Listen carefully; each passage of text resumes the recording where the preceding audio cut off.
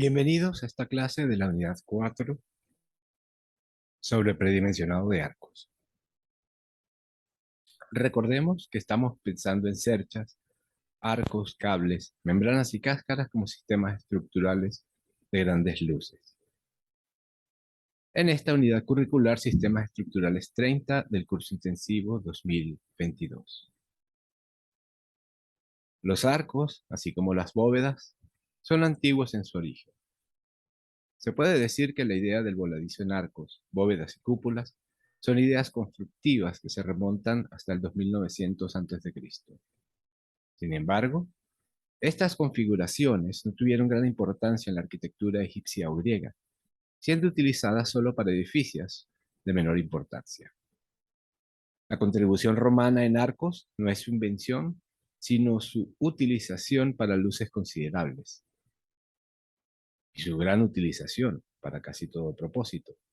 Los arcos, bóvedas y domos romanos tuvieron dimensiones considerables y sus restos se pueden ver aún desde Turquía hasta España y desde África hasta Alemania.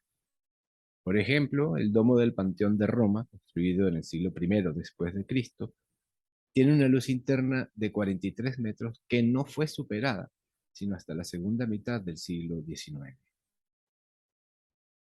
Los arcos y domos romanos fueron casi invariablemente circulares. Esto pudo ser por conveniencia al plantear su construcción, pero sería más probable pensar que se utilizaba el círculo por representar la curva más perfecta, pues el diseño estructural se fundamentaba en la geometría y era de suponer que la curva más perfecta produciría la estructura más resistente.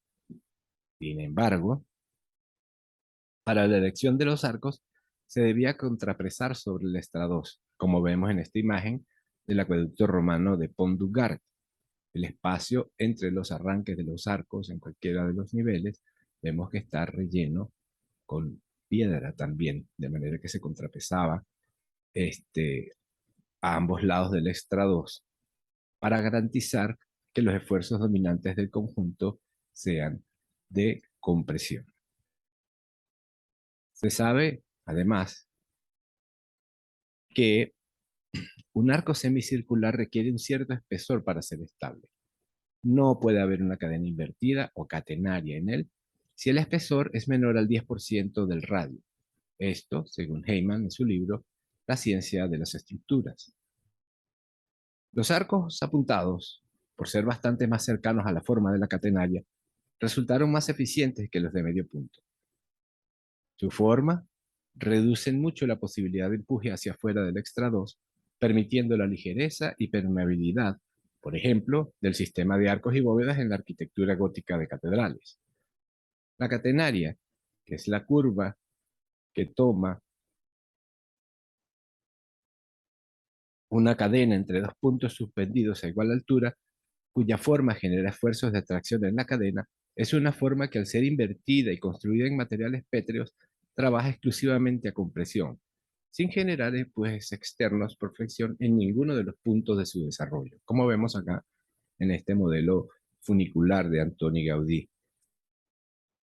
La teoría de la catenaria se produjo a finales del siglo XVII, a pesar que mucho antes ya se había descubierto su uso para construir arcos y bóvedas con materiales de mampostería menos resistentes que la roca, como por ejemplo ladrillos semicocidos y cocidos de barro. La introducción en el siglo XIX de nuevos materiales de construcción, como el concreto armado y el acero, y su posterior desarrollo, permiten absorber sin mayores dificultades los esfuerzos de empuje lateral del extrados de los arcos, con capacidad de aportar formas novedosas dependiendo de la escala. Recordemos que para nuestro estudio hemos ubicado a los arcos como estructuras con las cuales se pueden salvar grandes luces. Se trata entonces de sistemas unidireccionales normalmente dispuestos en series lineales cuyo perfil o sección transversal es una cuestión de diseño importante para los arquitectos. Los arcos y cables comparten similares mecanismos de funcionamiento. En los cables, los esfuerzos de tracción en su forma se transmiten hasta los apoyos generando las reacciones, que vectorialmente representarán idéntica magnitud y dirección en los apoyos. En el caso de los arcos, debemos inferir que al congelar el cable e invertirlo, obtendremos solamente esfuerzos de compresión en la forma del arco. Estas suposiciones, que son ciertas, se basan en la curva catenaria que toma un cable por peso propio o por carga uniformemente distribuida en su forma y corresponde a la forma geométrica más eficiente para transmitir esfuerzos de tracción en los cables y de compresión en los arcos a través de las formas estructurales aquí definidas. Claro está que la expresión material de un arco es diferente al de un cable, pues es capaz de mantener su forma, no sin ciertas deformaciones al cambiar la disposición de las cargas o acciones, siempre y cuando la forma catenaria esté dentro de la sección del arco construido. Si combinamos estas dos formas idénticas de catenaria, donde la superior la conforma un arco y la inferior un cable, los empujes laterales hacia afuera generados por las reacciones horizontales del arco se cancelan en los apoyos con los empujes hacia adentro de las reacciones horizontales del cable. La utilidad de un modelo como estos consiste en que no genera empujes horizontales, aunque, claro está, que el modelo dista de ser real, pues para mantener las formas en una estructura compuesta son necesarios elementos de enlace entre una y otra, tal como veremos en el ejemplo a continuación. En este puente podemos verificar una materialización del modelo expuesto en la diapositiva anterior. El elemento conformado por arco y cable está unido por elementos rectos rígidos verticales, coincidiendo con la geometría de uno y otro, es decir, de el arco y del cable, y estos elementos rectos serán los montantes, que los vemos acá en vertical. Y se utilizan además elementos rectos no rígidos en diagonal, que los vemos acá dispuestos en el arco, para triangular internamente lo que será una cercha lenticular, cuyos montantes además se extienden para dar soporte al tablero de la vía del puente. Volviendo al arco, su eficiencia se fundamenta en el mecanismo mostrado en esta figura. El momento de la acción uniformemente distribuida en el arco, en sentido horario, se cancela completamente con el momento de la reacción en el apoyo A, con sus dos componentes horizontal y vertical, eliminándose de esta manera la flexión. Esto garantiza que el esfuerzo dentro de la forma del arco sea mayoritariamente de compresión, compensando las posibles flexiones que se puedan producir en él. Sin embargo, a pesar del equilibrio interno explicado, que garantiza los esfuerzos de compresión dentro de la forma del arco, los empujes laterales por las reacciones horizontales deben ser absorbidos por los apoyos, y esto se puede lograr de varias maneras. Primero, combinando, si es el caso, varios arcos en una dirección, con lo cual los empujes internos entre los arcos consecutivos son cancelados en el apoyo entre los arcos. Segundo, utilizando apoyos en forma de contrafuertes para llevar la componente horizontal a la fundación. Y por último, colocando un tirante que absorba los empujes laterales hacia afuera de los apoyos, cancelando dichos esfuerzos con la tracción ejercida sobre ese tirante. Cada una de estas estrategias tiene sus consecuencias particulares de diseño, tanto dentro del espacio del arco como fuera de este. Según el estado de las secciones externas de un arco funicular, y haciendo la analogía con el cable, un arco tendría la forma de una catenaria ante su peso propio, como lo vemos en esta imagen de la izquierda, una forma de parábola ante carga uniformemente distribuida y una forma de elipse ante cargas uniformemente variables crecientes hacia los extremos. En el caso de las cargas puntuales, es bastante más fácil conocer su forma de compresión, pues sería un triángulo ante carga aislada en el centro, una forma de trapecio ante dos acciones externas puntuales y un polígono ante cargas aisladas simétricas. Estas formas simplemente nos indican la geometría necesaria para que se produzcan internamente esfuerzos de compresión dentro del arco. La flecha del arco incide en las reacciones en sus apoyos y el empuje horizontal es inversamente proporcional a su altura. En consecuencia, mientras más grande o más alta es la flecha del arco, menor serán los empujes laterales en los apoyos. Esto debemos tenerlo en cuenta al plantear la forma del arco, pues dependiendo de esta forma apuntada o chata, los apoyos deberán ser trabajados correctamente según los empujes laterales. La eficiencia del arco para grandes luces depende de su flecha, Pues a mayor flecha, mayor momento resistente. Comparado con una viga, el arco es mucho más eficiente en este sentido, pero en contraparte, ocupa mucho más espacio vertical. La relación entre cable suspendido y arco funicular es la teoría de formas que se aplica en el estudio de funiculares, tanto para cables suspendidos como para arcos.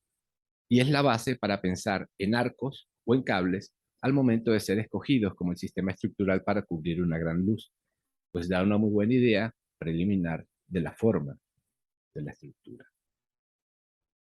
Como hemos dicho, los esfuerzos internos de los arcos son mayoritariamente de compresión, cuando dentro de su forma se encuentra la catenaria correspondiente a su geometría específica. Cuando no es así, por desplazamientos inducidos, pueden darse dos situaciones diferentes. La primera, de la izquierda, cuando el arco es desplazado hacia abajo, se generará flexión positiva en el centro del arco y flexiones negativas en las regiones laterales.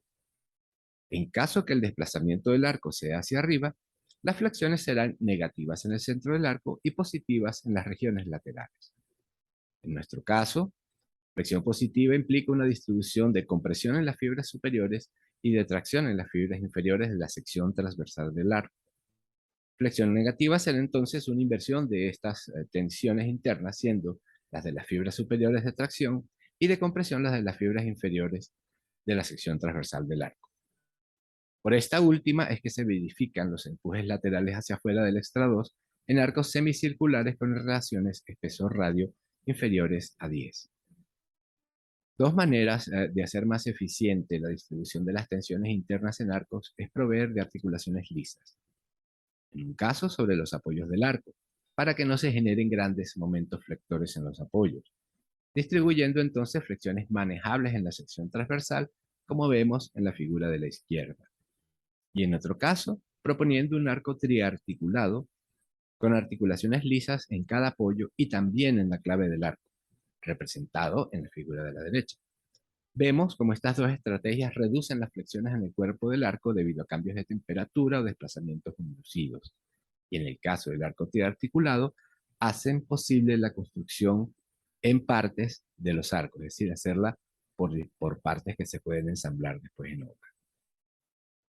Los arcos son sensibles ante la aparición de cargas adicionales, tanto verticales, por nieve o lluvia, como a las horizontales, por viento o sismo, como las vemos aquí respectivamente en las figuras izquierda y derecha, generándose flexiones en su cuerpo, que en todo caso deben ser previstas en función de su ubicación geográfica.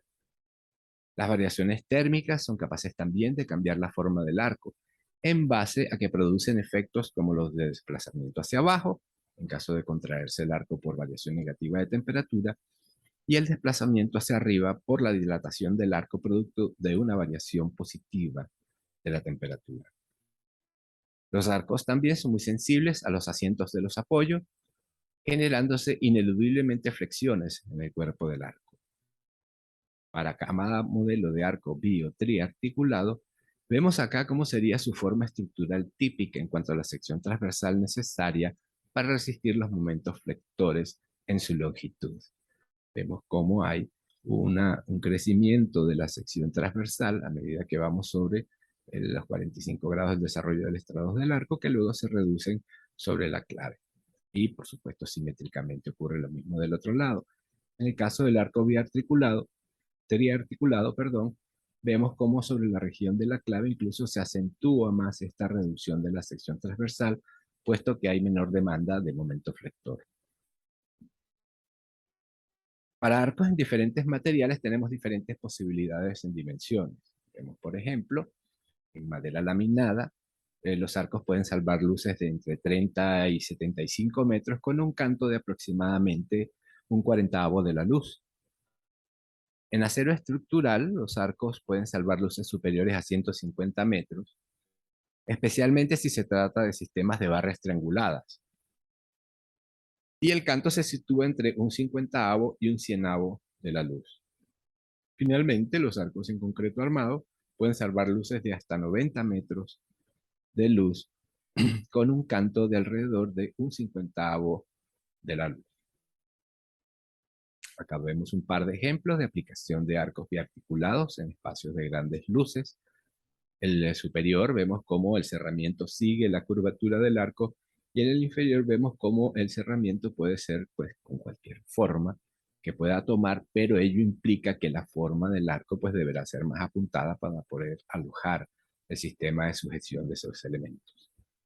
Igualmente vemos en arcos triarticulados el mismo efecto, tanto en el caso del cerramiento que sigue la curvatura del arco como el cerramiento que lleva cualquier otra forma.